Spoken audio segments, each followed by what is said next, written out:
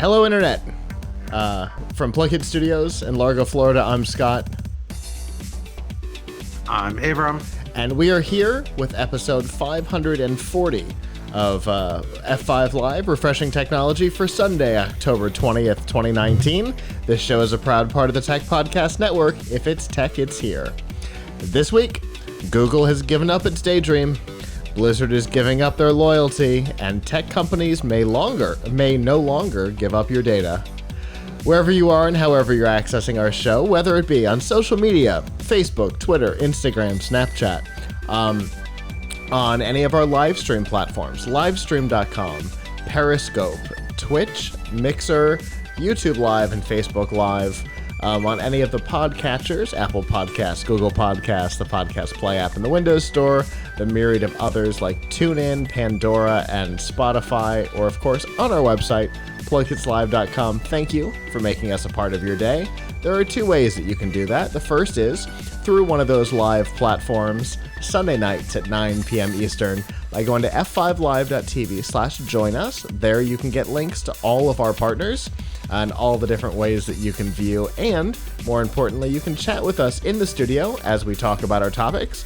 Avram and I love to hear what you have to say about the topics as we go on, so please feel free to do that. I am hearing music coming from somewhere.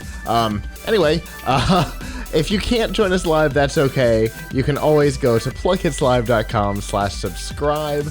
And there you'll see all the different ways you can subscribe. Like I said, Spotify, Pandora, TuneIn Radio, Apple Podcasts, Google Podcasts, and a bunch more. And with that, I think that's the spiel. Avram, how are you doing this evening? Pretty good. Pretty good. It has been a while since we've done a show together. Yeah, well, we've had a lot of we've had a lot of stuff going on. Yes, indeed. But it's great to be back. For sure. I definitely miss doing the show, especially when we have longer breaks than normal. What did we have? We had Roboticon and we had a hurricane in there. It's been a weird couple of weeks. Yeah, no doubt. For those of you who may not have followed along last weekend, like I said, it was Roboticon Tampa Bay, and it was a tremendous amount of fun. It was, for me, it was the best Roboticon we've ever done. We had 1,200 students, and that does not include parents and siblings and the general public, and it was a huge event and a lot of fun. I'm so glad that it went well, and that the storm happened this weekend and not last weekend, because that would have gotten in our way for sure. Yeah. What have you been up to the last couple weeks, buddy? Well, well, a lot of work at work, new products coming in, new redesign of our website. Although I'm not the designer, but we had to help with a QA of that, and just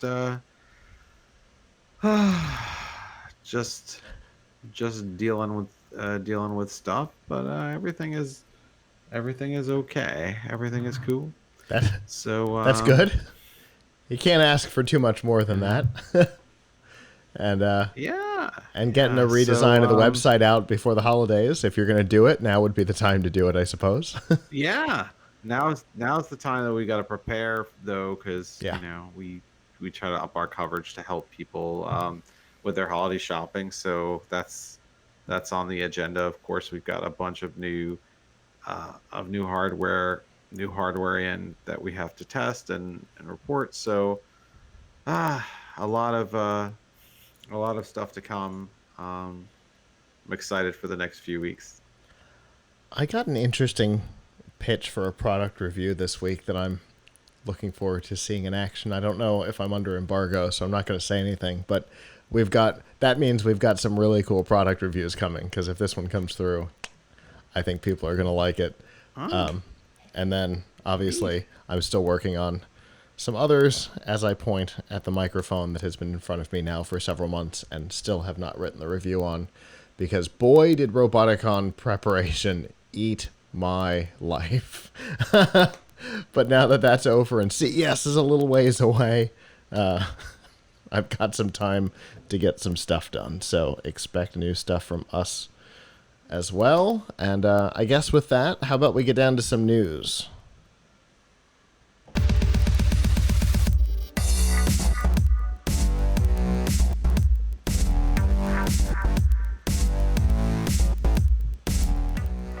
This week's Nifty Gifties on F5 Live is proudly powered by the Microsoft Store. Whether you're looking for a new laptop, tablet, an Xbox One, either S or X, you're looking for Office, or a phone like the Samsung Galaxy S10 or the Note 10, the Microsoft Store has it all. And right now, because we've got the new Surface line coming soon, the current Surface line is all on sale. So if you're looking for a great price on some great hardware, now would be the time to take a look at the last generation of Surface products. And you can find all of that by going to f5live.tv/Microsoft. I was looking at a Pro 6 myself. Anyway, so we have talked, Avram, for a long time about VR and AR hardware, but in general, we tend to talk about the dedicated hardware, and we have mostly ignored the add-on hardware, the phone-based or dummy headsets, and we are not alone. It seems that consumers ignored them as well. Samsung and Google were the two companies that were really pushing them hard, and Samsung with the most recent generation of phones, the Galaxy S10 and the Note 10 that I just mentioned. The headsets no longer support the new phones, and the headsets themselves seem to be unavailable. If we go back to the Galaxy S8 and Note 8 generation, Samsung was so desperate to have these things out in the wild that if you bought the phone, they gave it to you for free, and people still did not ask for them. Including myself. I had bought an S8 and never sent in for the free headset because I guess reasons.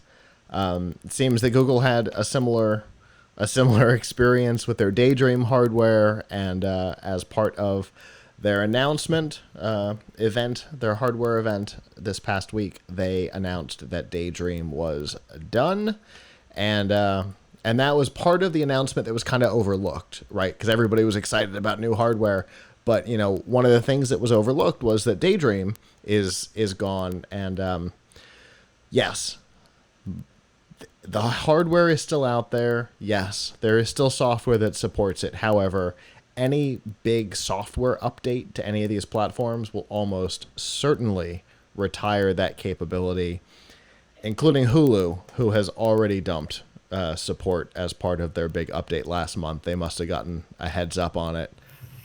So it seems that dummy headsets are done. Do you think it's just that VR for the masses wasn't there, or is it things like Oculus Go finally being in an okay price point? What do you think happened there, Avram?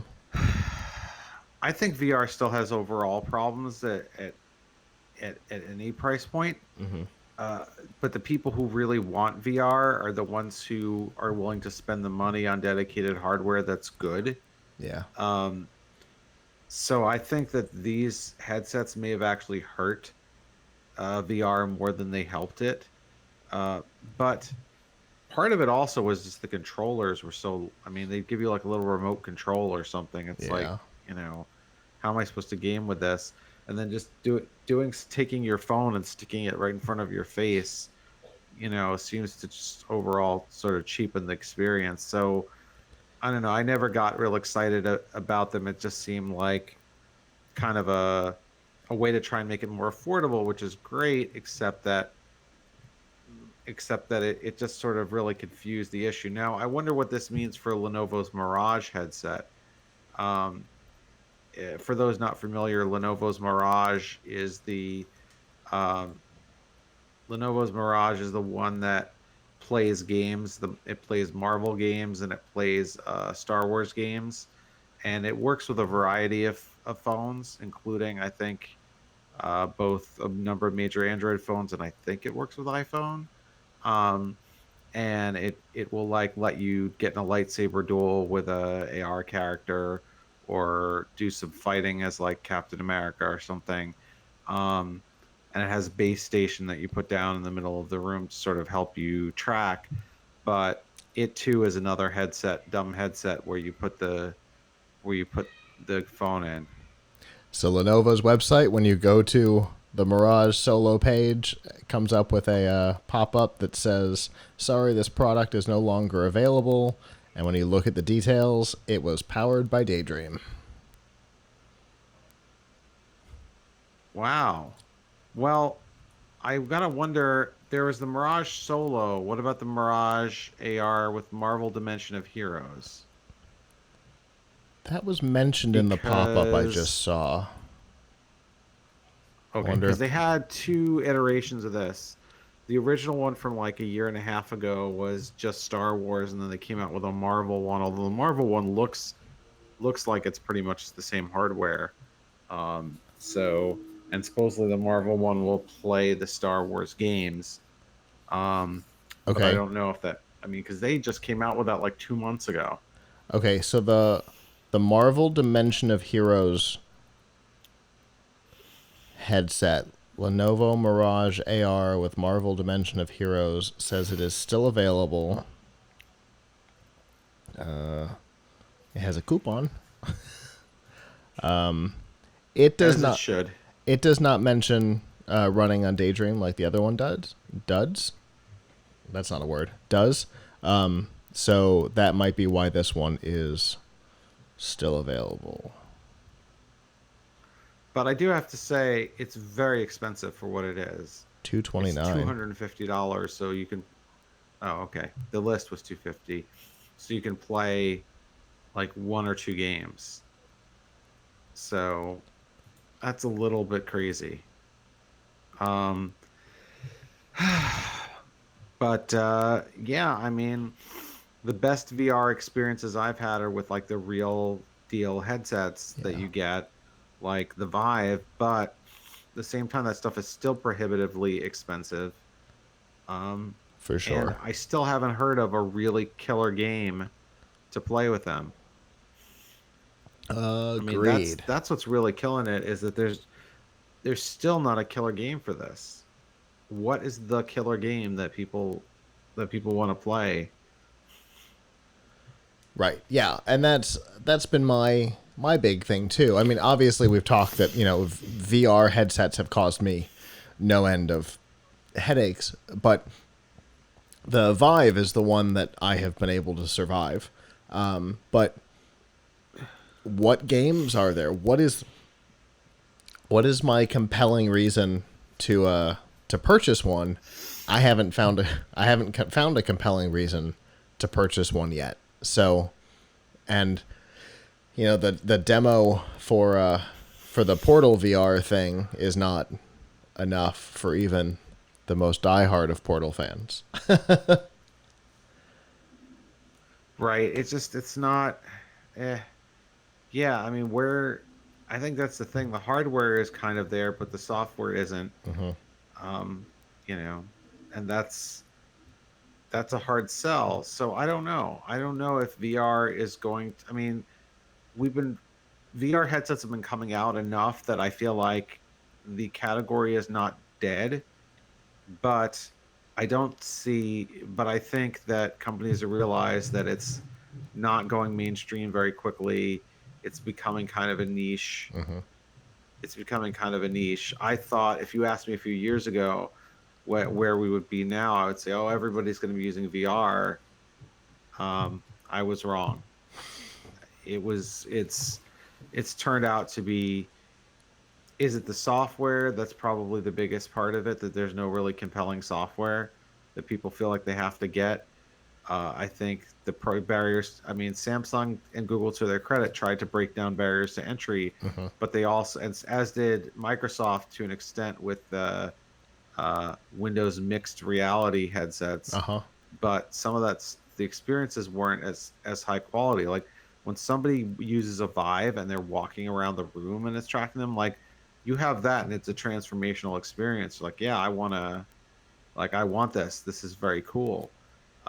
You just put on the headset for Windows mixed reality, and you get like a blurry tour of like what do they call it, the lake house or something, where you're over there and you're going around, you can like run Microsoft Word on a wall. Like, why am I doing this? Yeah. So the HoloLens, so I think obviously the HoloLens gives a whole different thing, right? Like that's its own special thing. Yeah. Because it's standalone, that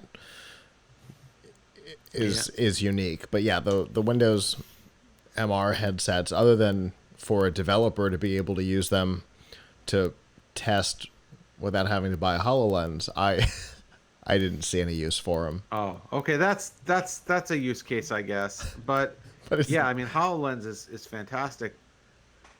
Yeah.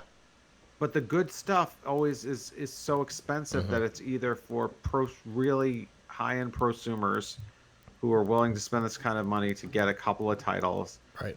And, businesses that, are not spending anyone's personal money, and they're using it for very specific purposes. Like AR, for example, getting back for a second to the Lenovo Mirage AR headset, like it was kind of a cute idea, but actually maybe the fun of like fighting Kylo Ren in your living room isn't that exciting when he's kind of transparent and you see your bookshelf through him, and it's like, you know what, actually I'd kind of rather just play a regular video game, thanks.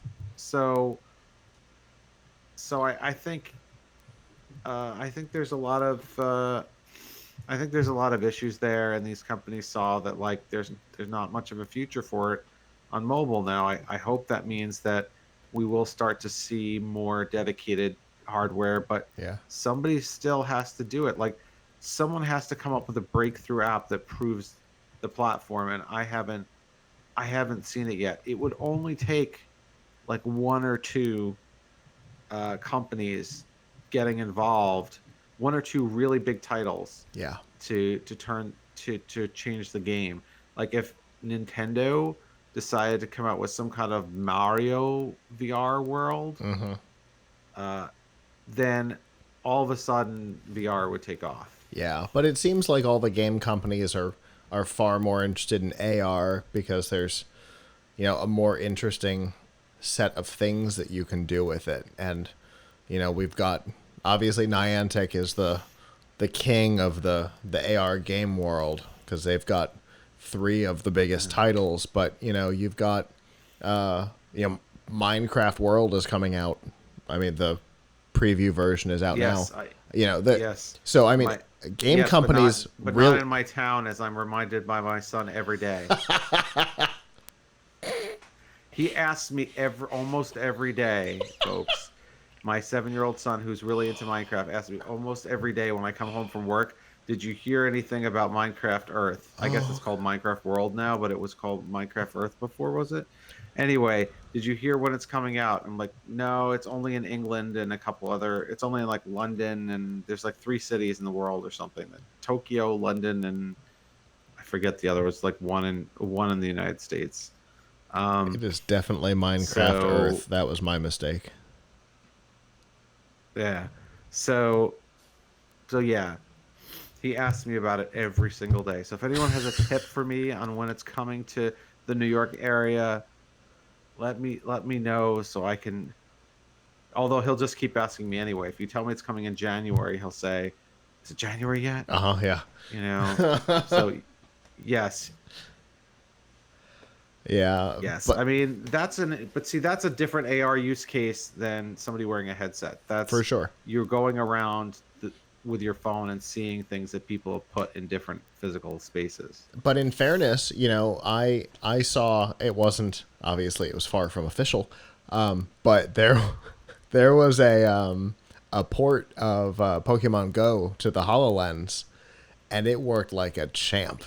And it really, well, that would be pretty cool, right? And so still with AR hardware of any sort, whether it be a phone or a headset or whatever, the experience is there, but for gaming, it really seems like AR is really the thing where the companies are focused. I mean, the only truly compelling VR title that I have come across, and obviously I'm going to be a little biased on this, was the Psychonauts VR game. God, I think in the Rhombus of Ruin or something like that, from 2017. So 2.5 years old. It was an early PlayStation VR title. It was a tremendous amount of fun, but even then, this title designed for VR still seemed like it was trying to force itself into VR, as opposed to like with Pokemon Go or Minecraft Earth, where the whole game is designed for AR versus trying to force yourself into VR. And that seems the way it's gone. Maybe somebody will come up with some compelling title that is designed for VR, but I think you're right. I think so far nobody's accomplished it.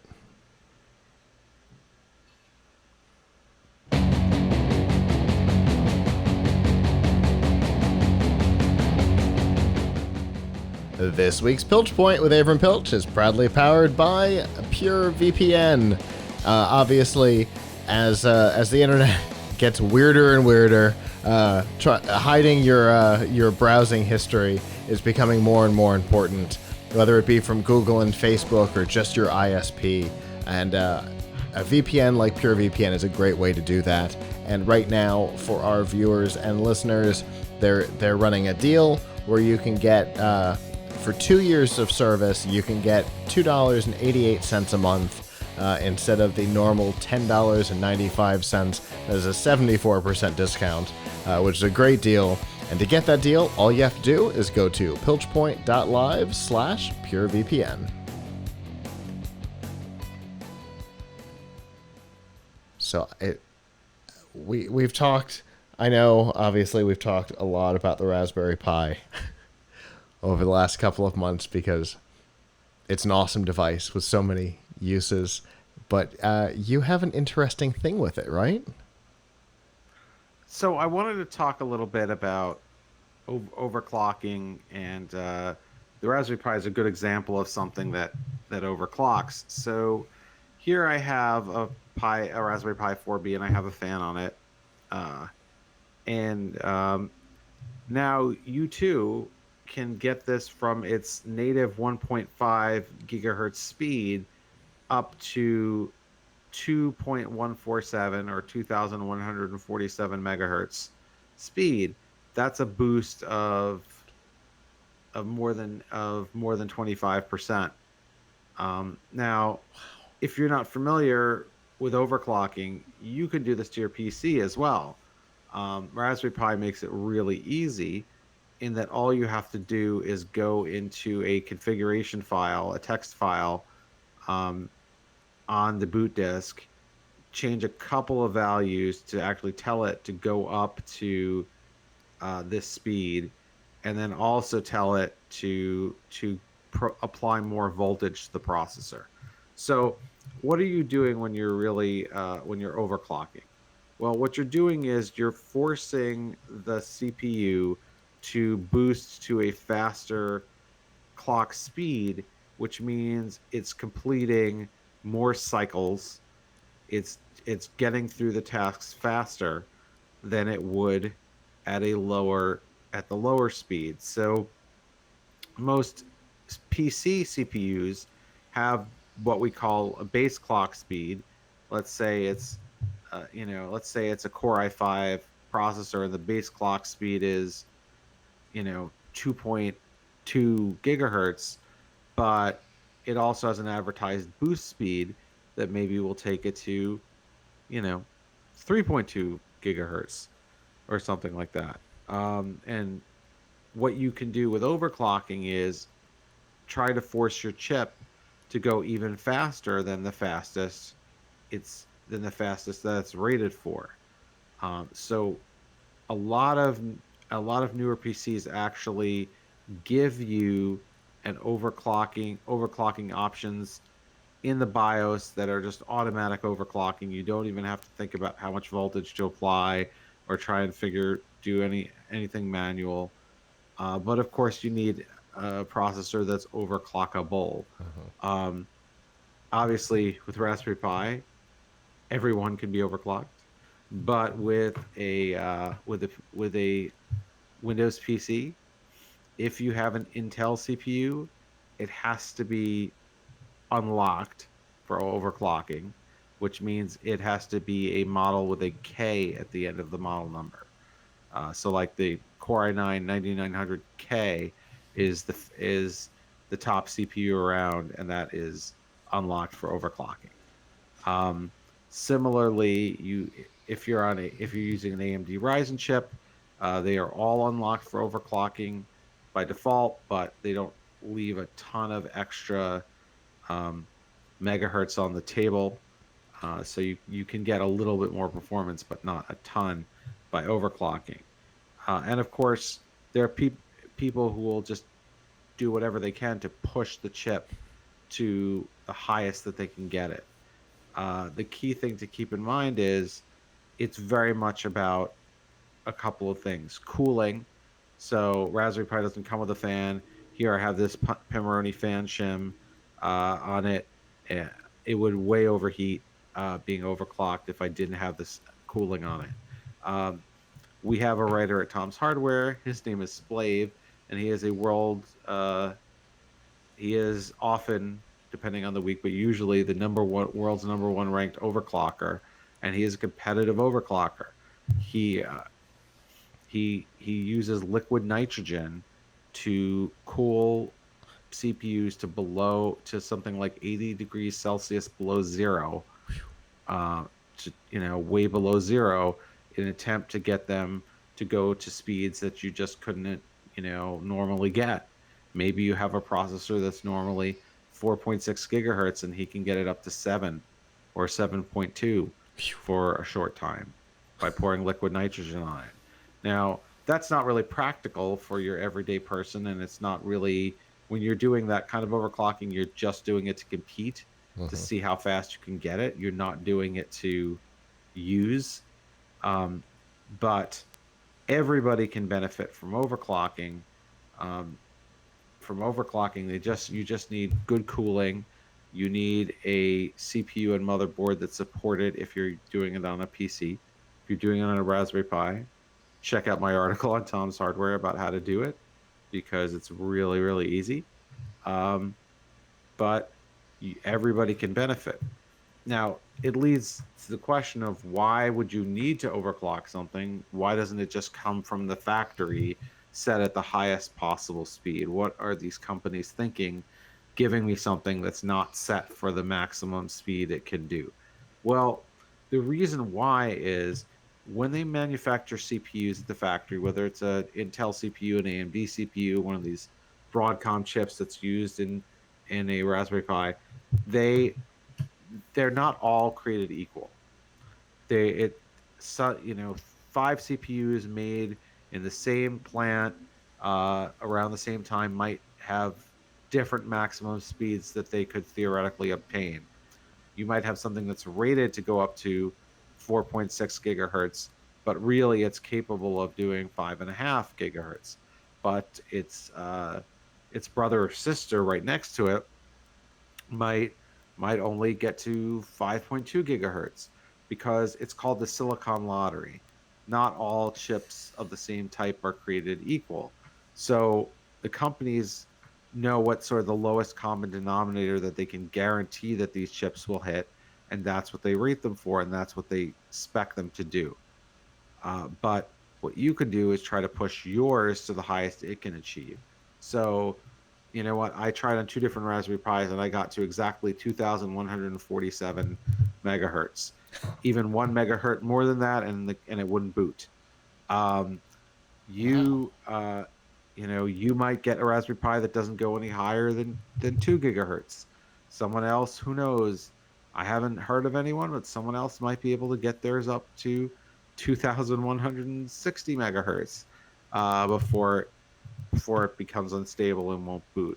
So that's the fun of overclocking, is you've got to try to push your silicon to the limit, and you might luck out and yours might be a little better than mine.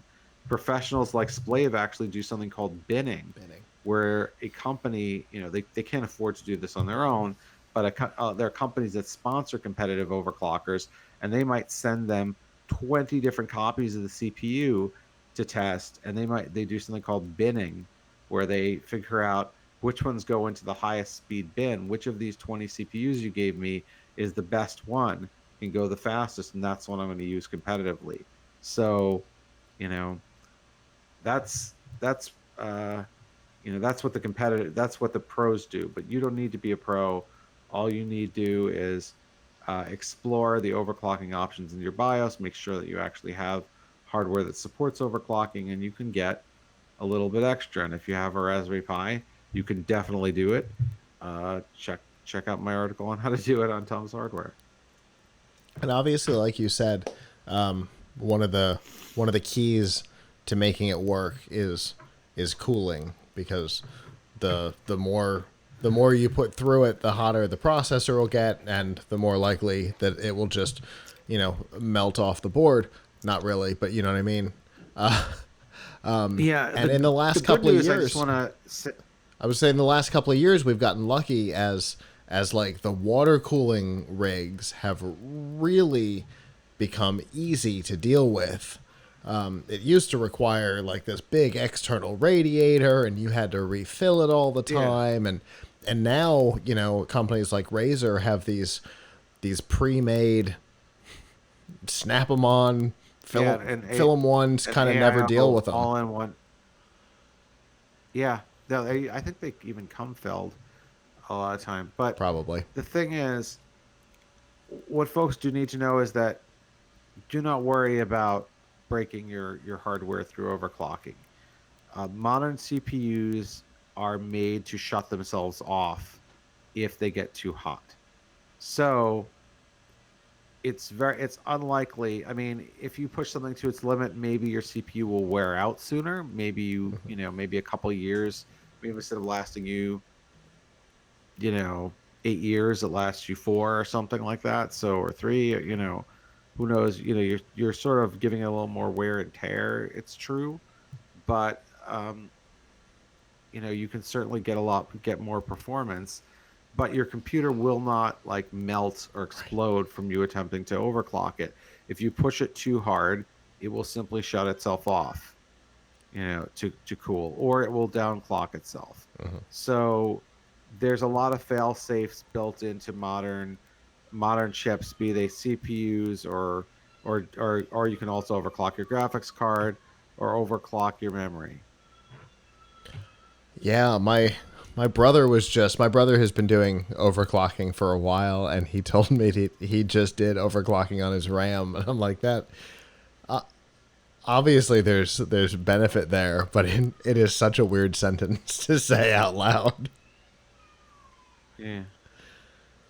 Well, obviously it's super cool. Like you said, a lot of people can benefit from it. The reason why the computer that we use for the show is still in place and has not been replaced is because it was from the old AMD Phantom line, and so it had some pretty heavy overclocking capabilities built into it. It was AMD's early consumer overclocking, and so we've kicked this thing up about 18% above what it is consumer rated for. Obviously, we've got water cooling and stuff on it, but this thing has way outlived its theoretical usefulness, because those Phantom processors came out with Windows 7, so this thing should not be able to power the show, but it does because of overclocking. So there's definitely some benefits out there. Well, I appreciate it, Avram. I have not read your article on the Raspberry Pi overclocking. I cannot wait to go take a look at that. Yeah, so we believe that this is the highest anyone has clocked it to, because we're using the latest firmware. But if anybody beats it, please let me know. Well, I hope. Obviously, one of the things in the competitive overclocking world is beat me. Right? Yeah. Bring it on. Beat me. I mean, it's yeah. I mean, I have nothing but respect and just great admiration for people like Splave who just do this to push the hardware to its limit. There's something really great about doing something just to see what the maximum is, what the limit is. For sure. Well, as always, Avram, I appreciated this as a fascinating topic, and I cannot wait to see what we talk about next time.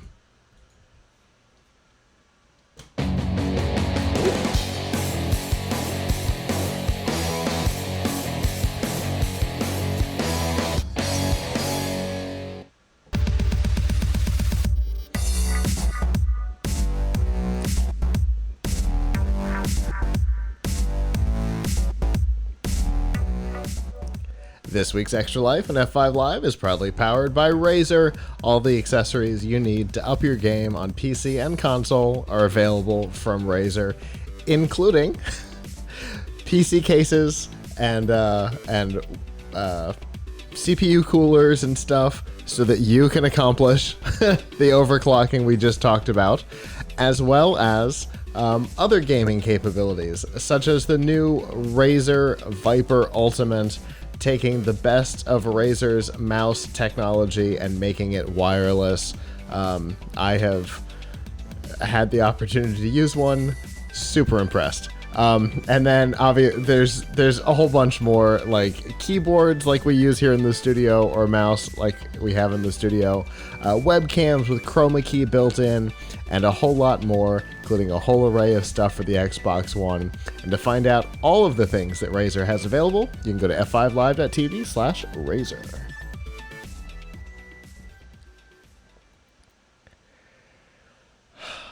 So, this is a weird topic, and we tend to keep back from things that are politically charged, but this has been just the weirdest story that I have seen in a while, and it goes along with a number of tech companies have found themselves up against this particular topic, and the topic is Hong Kong. Now, we're not going to take a position on what's going on with Hong Kong or the protests. Are going to stick out of that. What we're going to talk about is how some of these tech companies, including Blizzard, have responded to it.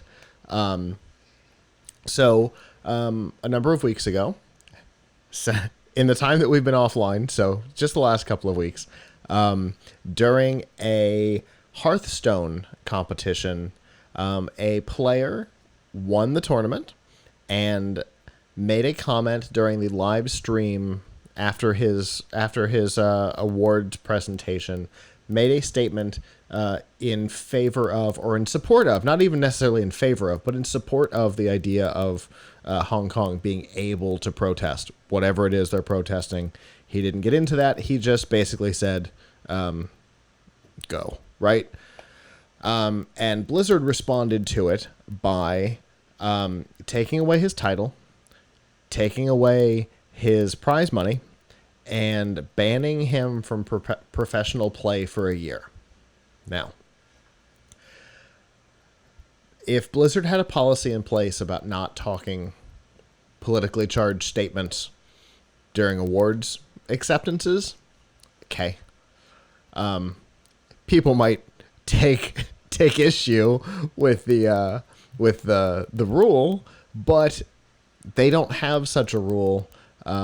They were responding to this particular incident with other players having made similarly benign statements about other issues in the past.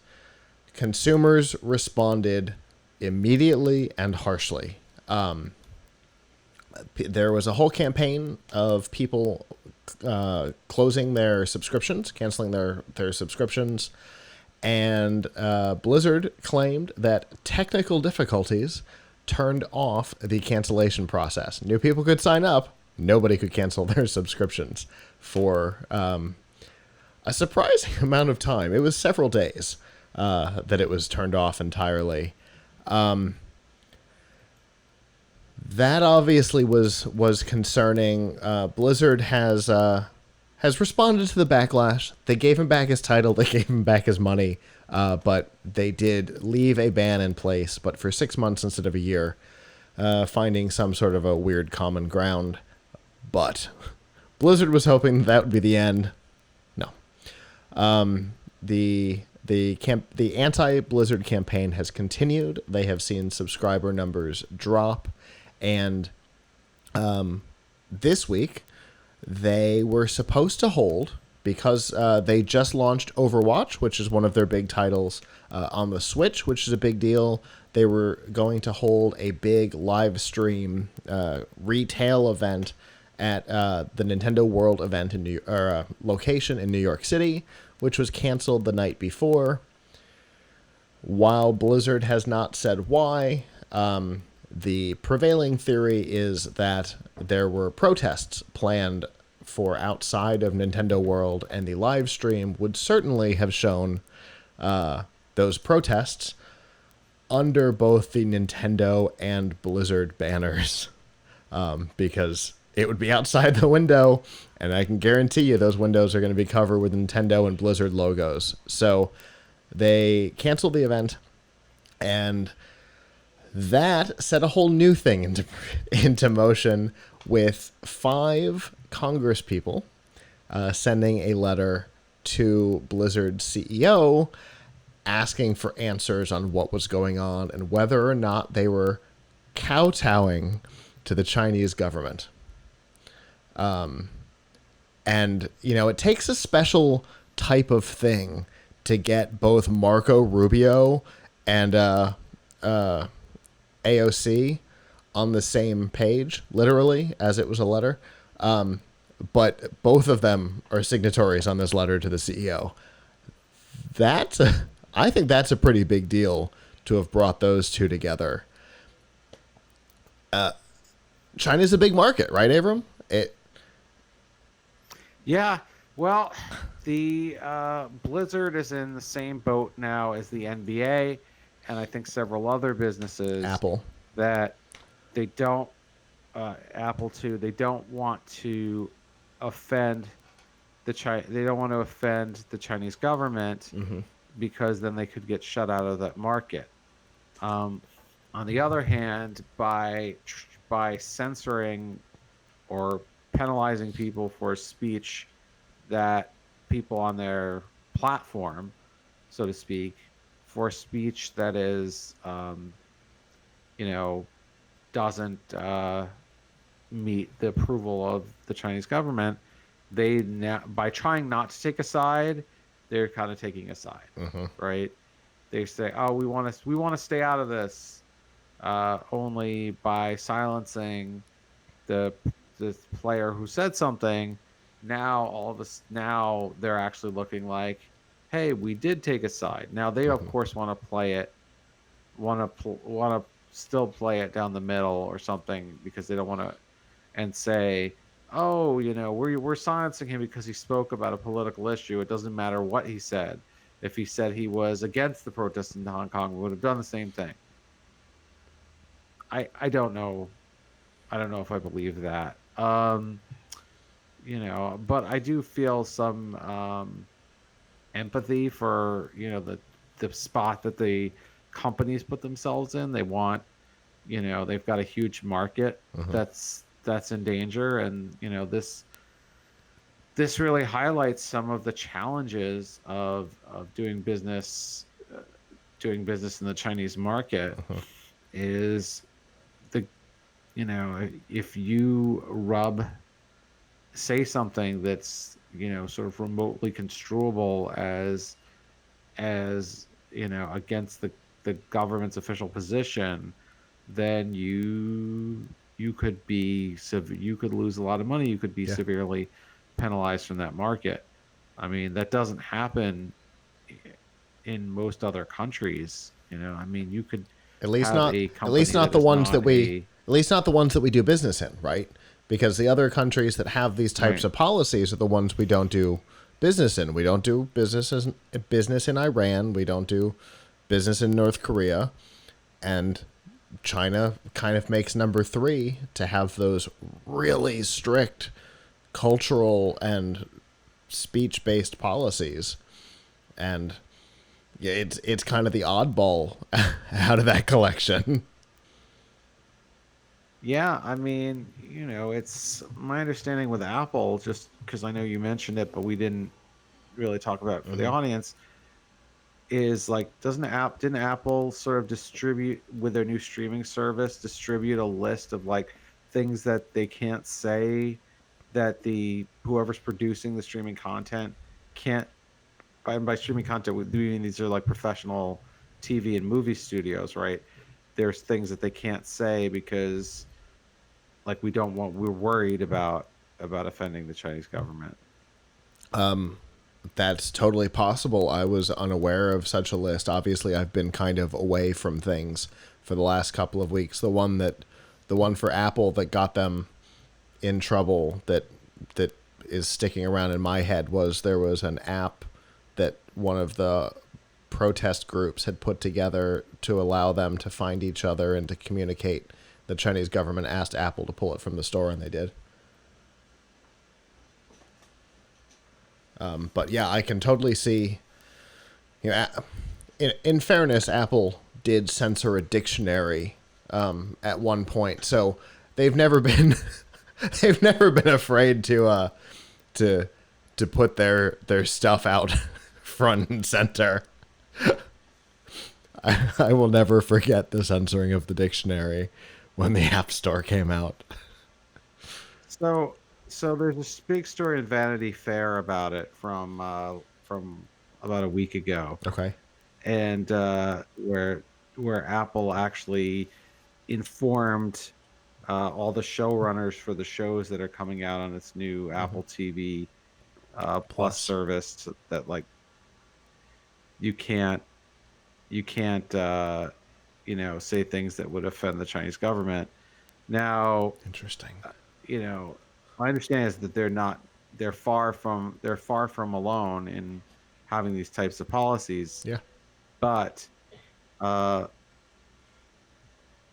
but definitely that is something that's recently come out. So in addition to the pulling the app, they're actually on the content which they're responsible for taking a position.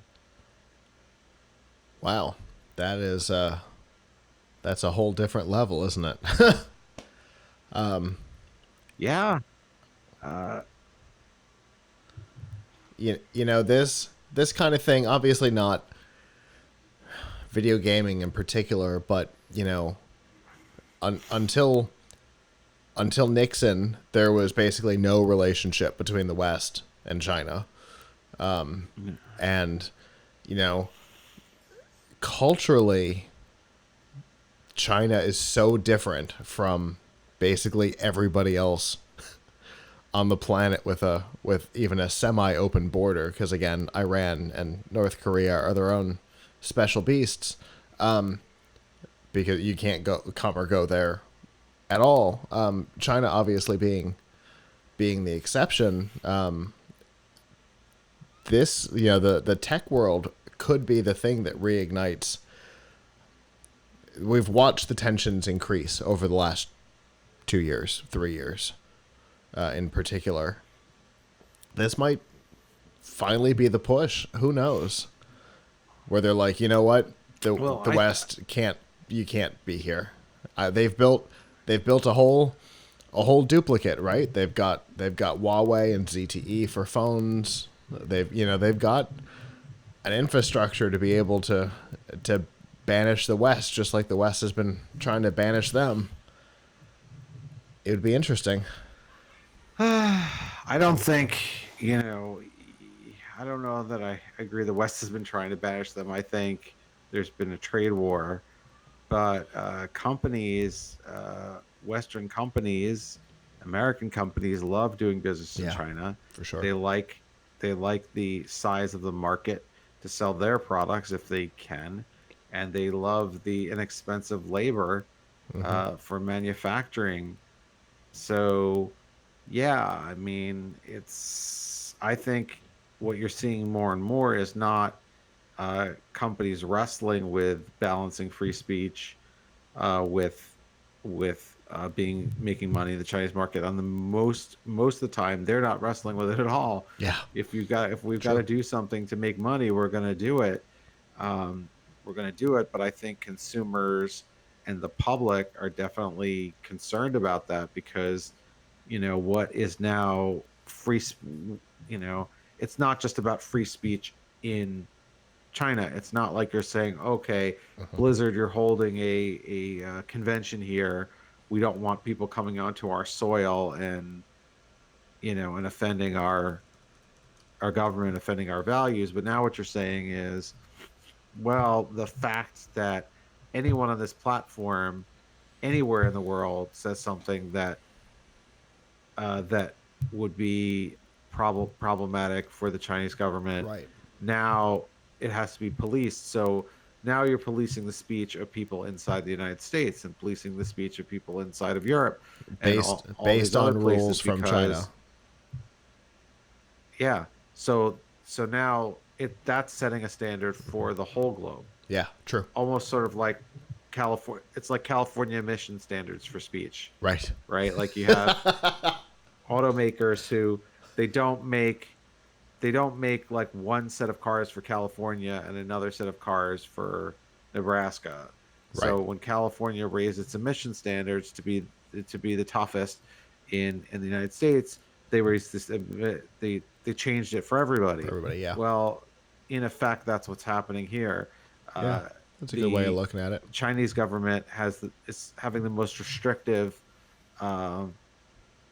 take on freedom of expression and on political speech, and because of that, now that's becoming the norm inside of other countries that have much more liberal standards of different views on freedom of expression. Similar to how GDPR technically only affected the European Union, but we couldn't avoid it here. Yeah. Obviously, there's always going to be holdouts. There's always going to be exceptions. Tarantino is a great example of an exception right now, because he said absolutely he will not make adjustments to appease the Chinese government for Once Upon a Time in Hollywood, and so the film will not be released there. So we are seeing some people buck the trend, but you're right.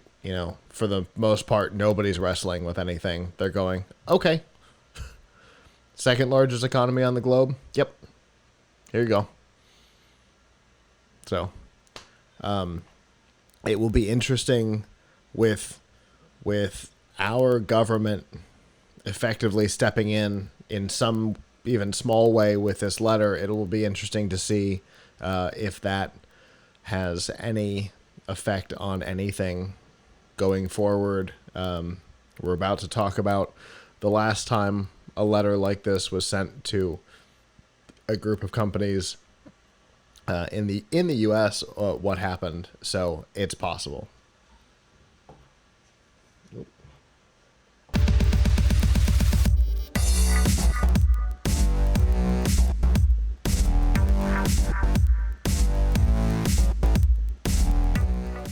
This week's news from the tubes on F5 Live is probably powered by Riff Tracks, Make Fun of Movies, or Let These Guys Do It For You. Mike Nelson, Bill Corbett, and Kevin Murphy, the former stars of Mystery Science Theater 3000, are back and doing what they do best: creating commentaries for Hollywood blockbusters and B-movie oddities like The Giant Spider Invasion, which has just released the live event. The way it works normally is for a couple of bucks, you download the MP3, play it along with your DVD, Netflix, Amazon, wherever the movie happens to exist, and laugh. They also offer some short films, industry films like The Importance of Springs, and those weird films that you watched in school when your teacher didn't want to teach. But they also have live events, and oftentimes the live events are made available later as full downloadable videos, whether it be Giant Spider Invasion or Birdemic Shock and Terror, which is my favorite of all time. They are all available by going to f5live.tv/rifftracks with an X. I cannot tell you how many times I've watched Birdemic with the riff tracks. Anyway, all right.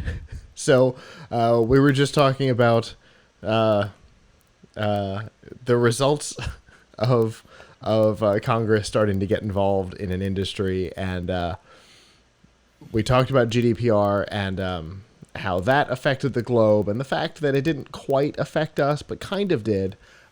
So the United States Congress has been putting together a number of pitches for ways to deal with companies that inappropriately use consumer data in a different way from the way the EU tried to deal with it. Because we've seen companies themselves inappropriately use data. For example, just a week or so ago, Twitter admitted that they had been using the email addresses and phone numbers that users had put in as their two-form authentication or their password recovery system for advertising. And then, of course, there's other companies using data through APIs. Cambridge Analytica obviously comes to everybody's mind right away, but there was also the Hyper thing with GPS and Instagram. The EU saw all of this and put GDPR into place. We, as the United States, started by sending a letter to a number of tech companies going, hey guys, what the heck? Which is similar to the one that just went to Blizzard. And the end result is a law or a bill right now called the Mind Your Own Business Act, which, by the way, favorite bill name possibly ever, which would really change the way that companies are treated in the face of inappropriate data usage. For example, Senator Ron Wyden, who is the primary sponsor of the bill, used Cambridge Analytica as his example and said under the proposed bill that Zuckerberg would have faced jail time for what happened, which is way different than, hey guy, which is basically what happened as it was. They went, shame on you. So this would be a massive change in policy. That, again, all started with a letter from a couple of people in Congress going, I don't think so. First of all, I love the name, Avram. The Mind Your Own Business Act is wonderful. Do you think something like this ever gets passed?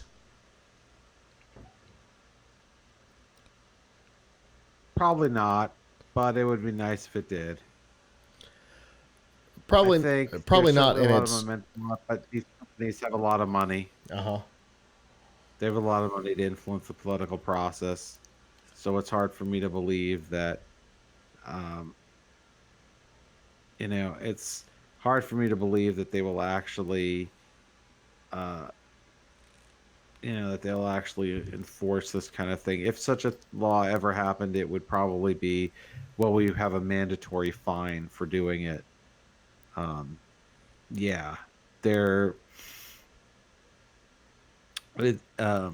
if you start, if you start big, if you're Senator Wyden, right, and you're pitching this bill, you gotta start big. You gotta go for the brass ring. Yeah, and allow headroom to be talked down. if his goal is a hefty fine, you start with jail time and allow other people in Congress to the problem is to water it down some. The problem is that hefty fines don't tend to work. Mm-hmm. Right. It's so they get a fine. I think the fines that they got for the last misuse were like slaps on the wrist. Mm-hmm. I mean, I think they do need to really take this kind of stuff more seriously. But I mean, part of the problem is that Facebook, Google, Twitter, there's a few services on the internet that have become almost like a public utility in that so many people are on them.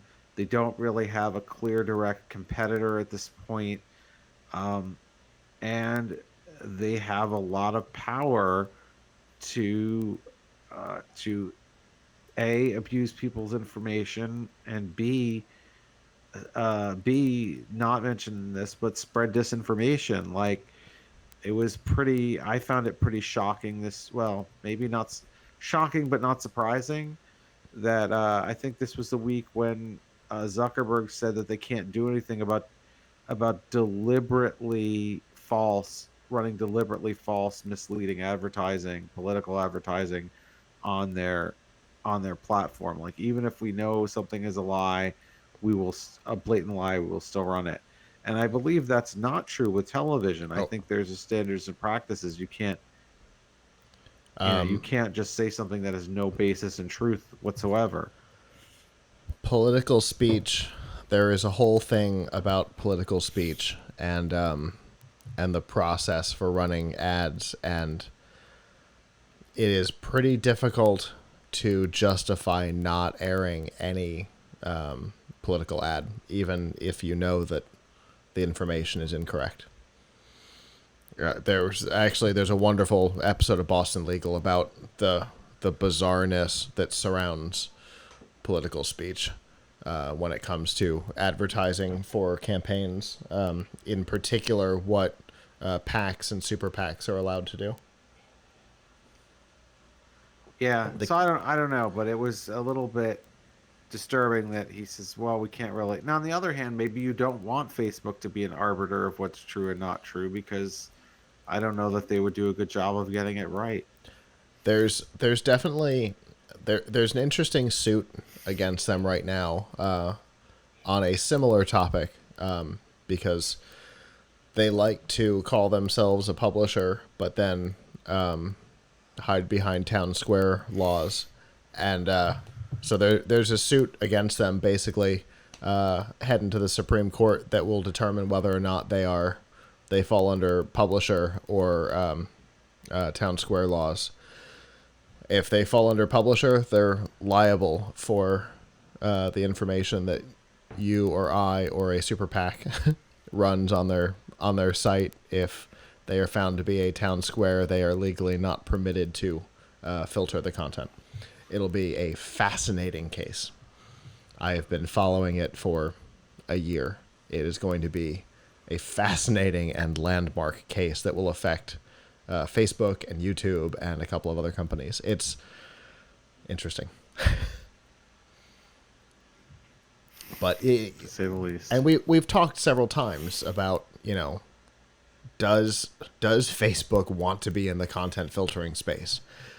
No, generally, because it's a slippery slope. Once they start, how do they get out? And YouTube was the same way. Once you start, how do you? Well, if you say you can't run videos about anti-vax, well then next is flat Earth, and then what about actual scientific theories that aren't proven? Right? Right.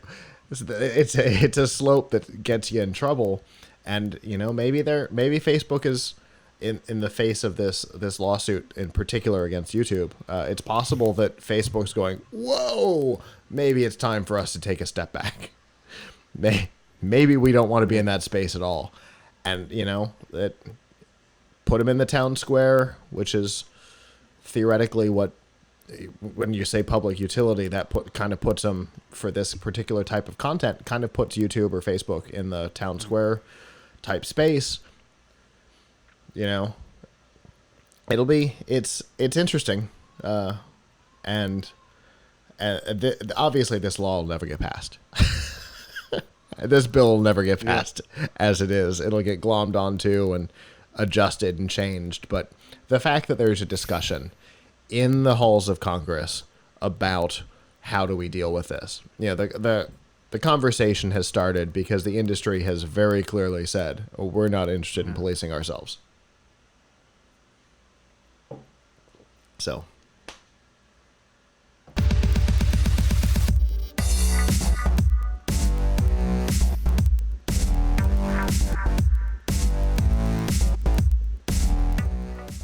This week's DRM Not Included on F5 Live is proudly powered by Amazon Prime. In addition to your free shipping, sometimes same day, there's a lot of other benefits like Amazon Prime Music, where you get several million tracks you can stream for free as part of your account.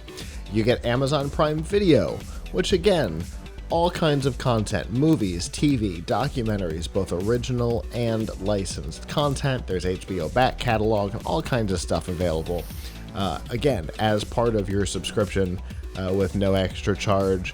Then there's Twitch Prime, which is my favorite. You get free games every month, which is wonderful. I have played all kinds of games because of my Twitch Prime subscription, and you get a free subscription to any content creator that you want to help support financially. You can use that to subscribe to PLUGHITZ Live or any of your favorite creators. And if you're not already a subscriber, we've got a 30-day free trial. Plus, we've got quick links to make finding all of these features, because they can be a little hidden sometimes. We make them easy, and all of that can be found by going to f5live.tv/prime. Oh, Avram, another day, another streaming service. It seems like we are going to be inundated forever with new streaming services. Obviously, at some point, the bubble will pop, but that will not be today. A service that has been in the works for a while that I think was first announced as like New View or some kind of stupid name like that is now called Quibi. It is run by former HP CEO Meg Whitman. It has, obviously we've talked in the past that if you're going to get into this incredibly crowded space, you have to differentiate yourself. Disney Plus has differentiated itself with, a lot of a strong catalog of in-house content. And you've got,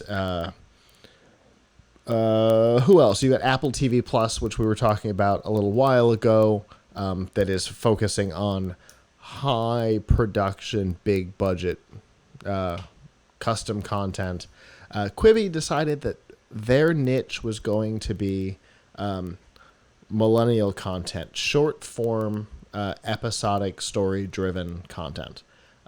So rather than the traditional, it's 22 minutes because that's how long with commercials a half hour is on television, or 44 for an hour-long series, they are taking the more Adult Swim approach and doing shorter form content.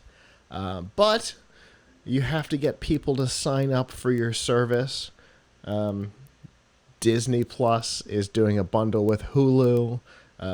Apple TV Plus is giving a year free if you buy a new iPhone.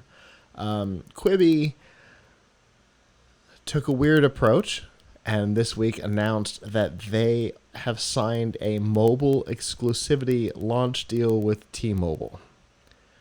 So, right off the bat, they are limiting their audience.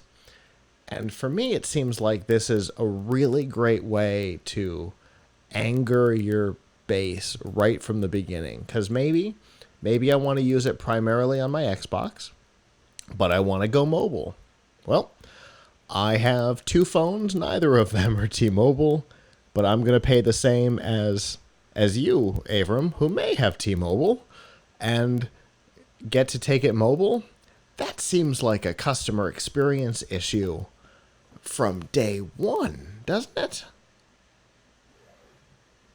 Yeah, I mean, sometimes I also a lot of times I want to watch my videos on the TV. So you're saying I can only watch this on my phone? No, it'll I be guess unless I available. figure out a way to cast it. It'll be available non-mobile as well, but the mobile partner for launch will be T-Mobile. So you and I may pay the same to be able to use it on our Xbox, and you'll have mobile access and I won't.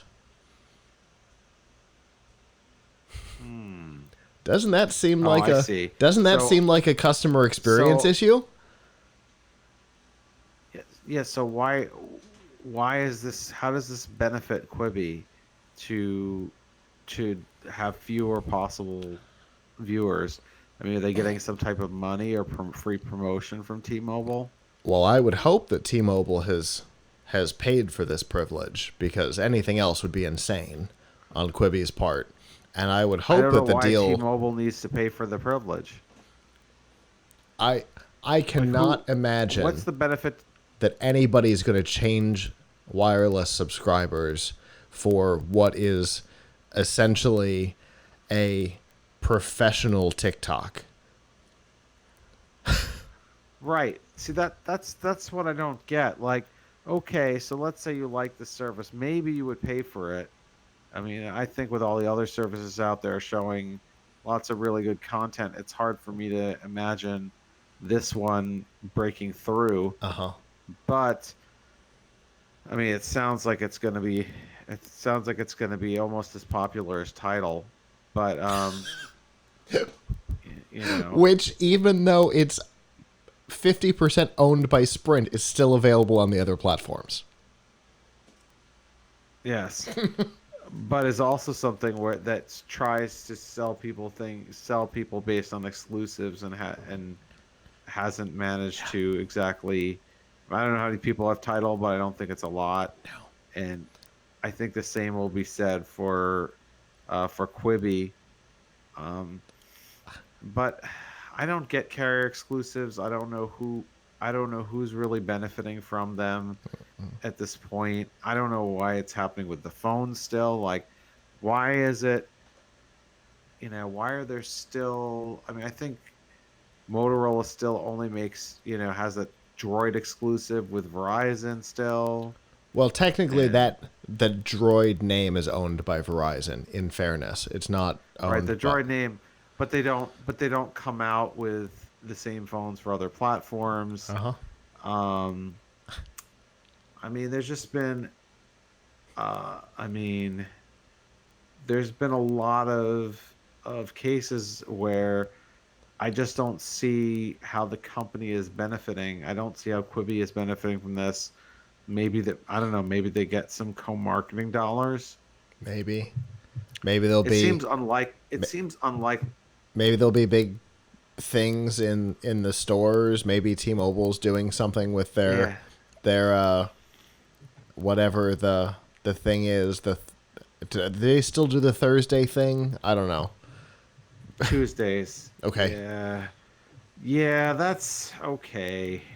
So I'm going to tell you, I am a T-Mobile subscriber, and the Tuesday stuff that they send is so far been so worthless that I've kind of uninstalled the app that gives it to you, because it's always some kind of really minimal discount on something that I didn't really want.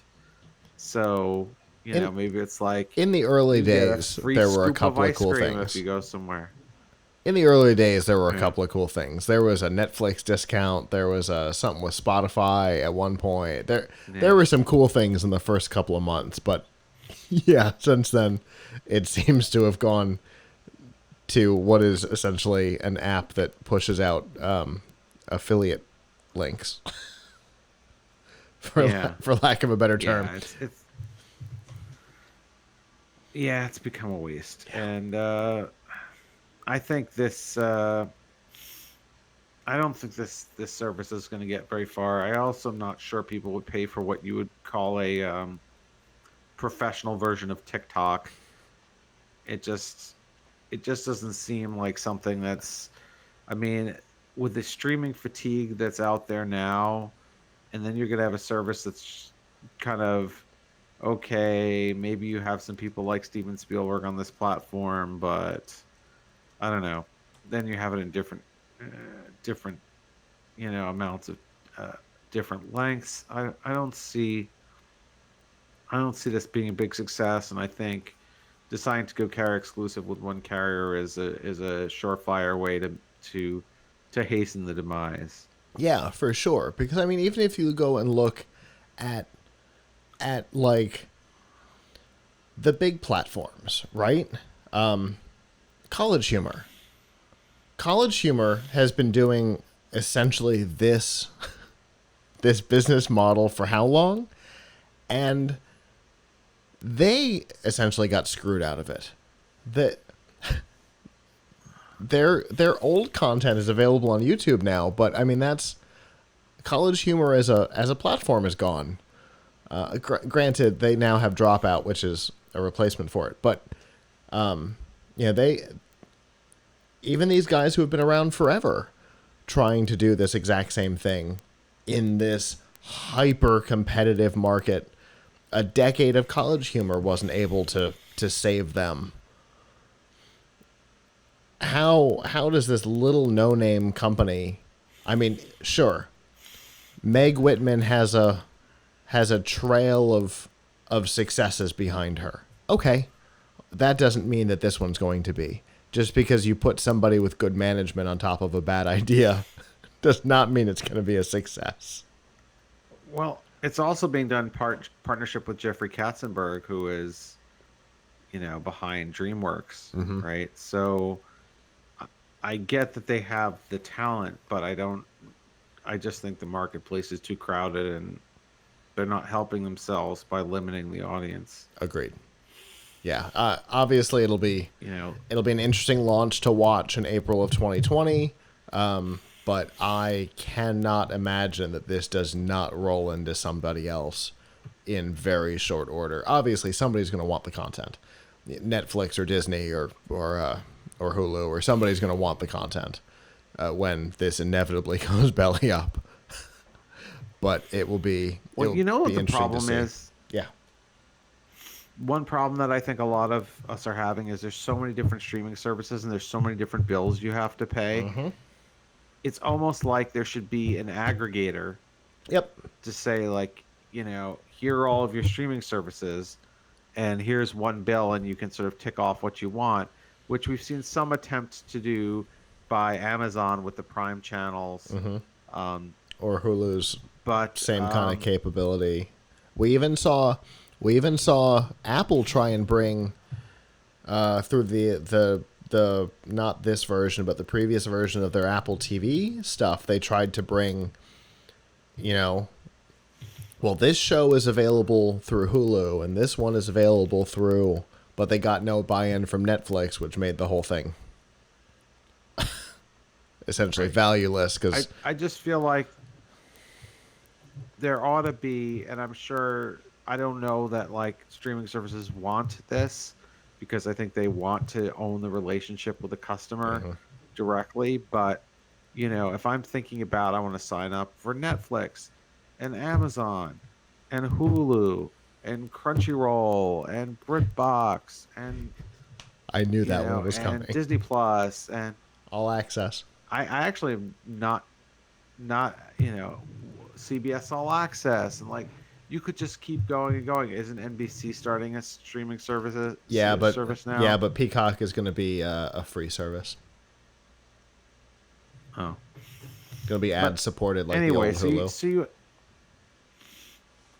So you end up with just a lot of so many things that want you to pay a bill, and it's like, man, if I want to cancel one of these, I got to make sure that I cancel it here, and they get billed at different times. So I think it would be useful if there was just one interface where I was like, okay, I want these services, I'm going to add and remove them as I see fit. But, you know, there's something like that sort of. It's called cable. Although it doesn't give you that level of granular control over your... Right? It doesn't give you that level of granular control over your channels. Right.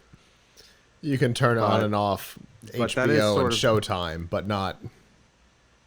Yeah. Not ESPN. But you still, like, basic is still like 300 things. Right. So, yeah. But, I mean, I feel like somebody could have if they could get buy-in from all the companies, really have a nice business model where their job was just aggregate, giving you one interface to control all your streaming. It's an interesting idea for sure.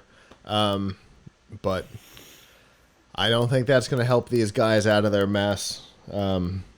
My guess is the same as yours, that Quibi will not be long for the world. They've got a lot of money to skate for a while. They got $1 billion investment, I believe, but I don't think it's going to save them from the inevitable trash heap.